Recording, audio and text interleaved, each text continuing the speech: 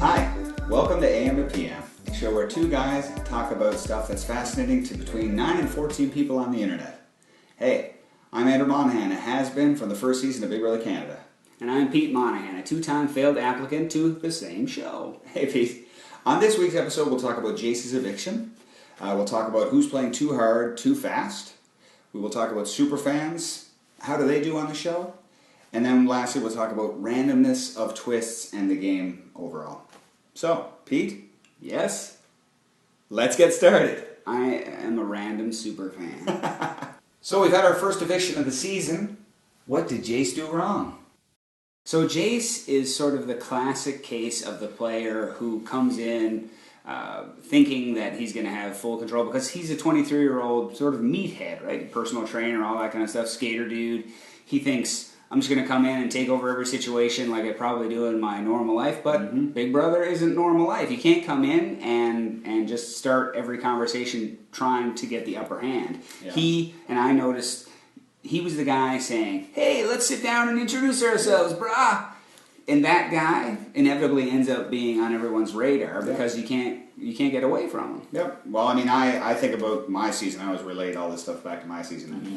The people who were up in your face, annoying you from the very beginning, being like, how are we going to get rid of these people? So that's exactly what he did, right? Hey, Rada! You're from Rada! So you're from Lax! Whenever somebody says something and then everybody else is kind of looking around like going, how do I get out of this room? Then that other person, but nobody's self-aware, so they don't realize that they're a schmuck. So he's one of those guys who's like, hey, everybody loves me. Rule code number 1, be a horrendous douche. Exactly. Rule code number 103, be a skater. And everything in between, be a douche. Exactly. So exactly. He just has no idea, no self-awareness that, hey, and Austin actually was like, hey man, do you realize that you're annoying people? Yeah. So obviously that was done way too late, and the first impressions obviously are there for a reason. Yeah. And once you've made that bad first impression, it doesn't matter. You're like, hey, I don't like you. Yeah. And well, plus you can't get over that. Some of the stuff that they didn't show was he was a horrendous bully to Steve. Steve really wanted to keep him, but what they didn't show, and those of you who watch the live feeds, spoilers. He was saying, hey man, I was there for you, I was standing up for you, and you stabbed me in the back, and you're creeping around. A couple other things I thought when I watched it was, immediately he gets backdoored. He goes to James and says, why'd you do that to me? Who cares? It's over. The HOH has nothing to do with it. He doesn't even have a split vote. Yeah, but that's who he is in his life. Yeah, of course. If somebody does you wrong, well then you got to go up and face and going to Steve, bro, a guy who's there rooting for him, a waste of time and effort, and it didn't pan out. Yeah, but probably because he's a moron, obviously. So, later, skater. So this season we've got a lot of big players, and some of them are playing way too hard and way too fast. What do you think? I think there's two people that we can all agree on that are playing way too hard, too fast, and that's Audrey and Davon. Yep. They made this three-person alliance within 45 minutes, and then that blew up, it seemed like, because obviously we've seen this week. But, so they were both trying too hard. That seemed like it would work out in the beginning. Anyone who gives you an alliance, let's go for it. But then, obviously, we saw it with Audrey. It was like a repeat of the bomb squad. Pulling the Devon. Let's pull hey, let me just run out and grab as many people as I can. It's like, you have your alliance, and then you get people to work with you. Say, hey, we got a common enemy. Secret. And keep it secret. Well, whatever. Yeah. Alliance is not all the house. It's like when you go, hey, let's get that one person out, we're totally in an alliance. Well, that's not the way it works. Playing way too hard. She's going to be lucky somehow to stay, but only because... She's going to stay this week. She's going to stay this week in spite of herself. She played way too hard. And Davon as well. I'm going to lie. Being a school teacher, that is so stupid. Just stay. You're a poker dealer. Nobody cares. And exactly. No one's going to look at her and say... Think about this. If someone came to me and said, okay, I'm a dude.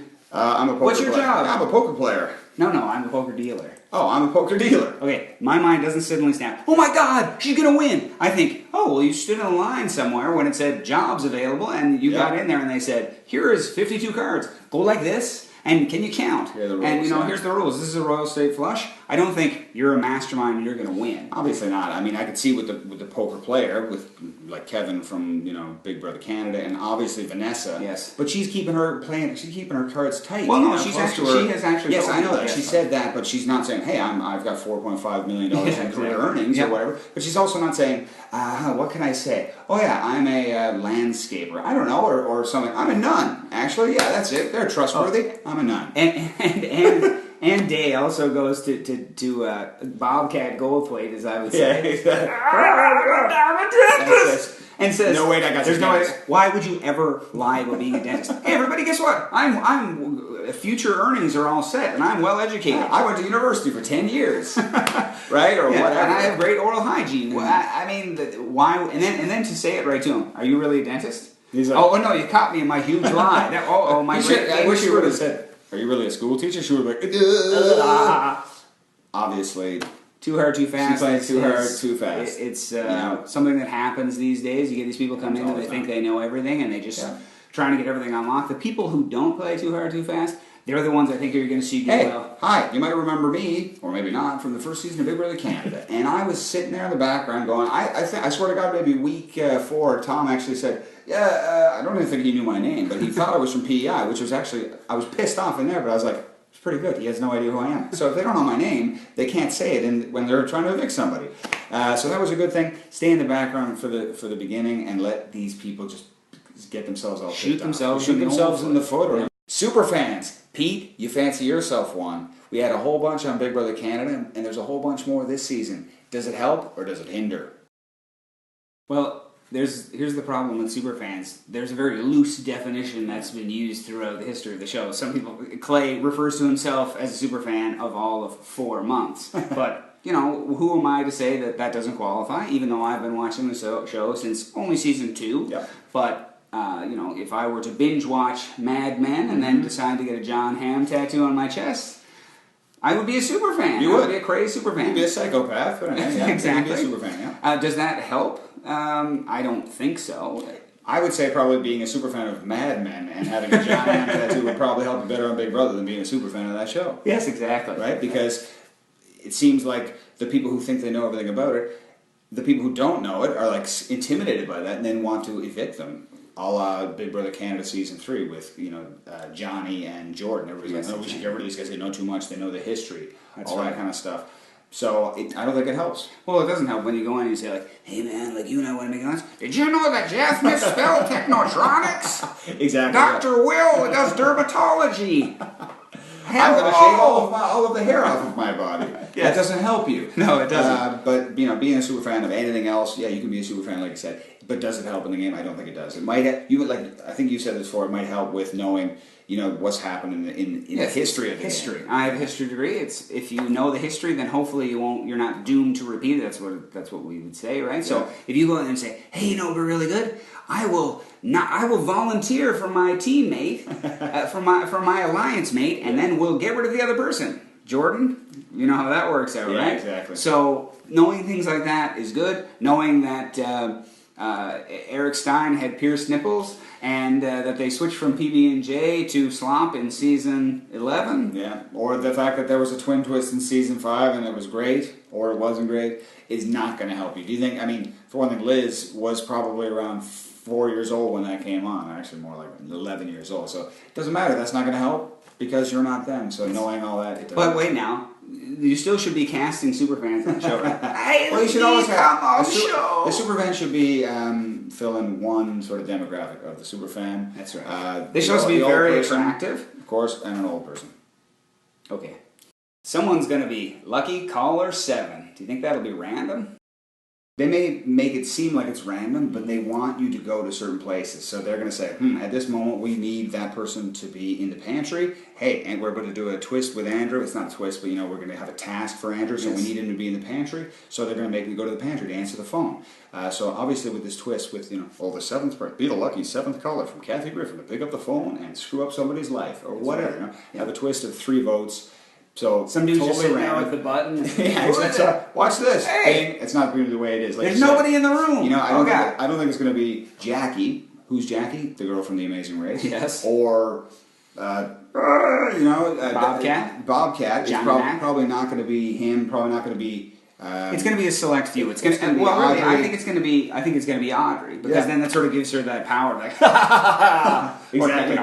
in saying I'm going to screw over Day even more, and then because they can use that to their advantage. They can say it looks like something's going to happen. Yeah. What are they going to do with those secret 3 votes? Yeah. There's nothing random like I mean when we're talking, we're not just talking about twists. We're talking about the whole thing. They might say, we've got all of the competitions set out for the whole season, and I don't believe that at all. If they think that someone's going to go home who is a physical threat, well, it's going to somehow magically be an endurance competition for Rachel. To stay, or randomly they decided to switch the duos twist back into place for Jordan and Rachel. I mean that was they may have said they had that in their back pocket. Yeah. And they say that, but or like when Gary came back on my season, I know everybody still thinks I'm bitter. Yeah, I probably am. Of course. I am. It was just we had that plan all the time. It's like, but maybe the competition was changed and they were going to be hanging out a rope like they did for Cindy with an S. But instead, when it was Gary, you go, hey, what's a really easy way to get him back? We'll call it a vote, and then I think that season I don't know that was random because I always think.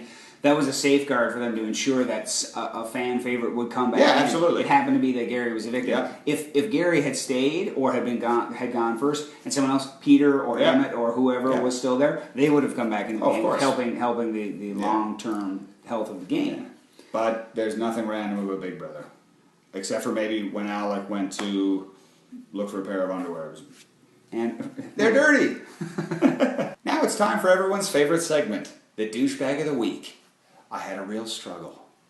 Jace, I had his name inscribed on the trophy, but then he came out of the house, did a lovely little Indiana Jones barrel roll, and then he stole all of our hearts by saying how much he loved everyone and how sorry he was and how great it was that Audrey's helping the transgender community. He was an absolute saint. So, the Douchebag of the Week goes to the Emperor of Douche. You know who it is.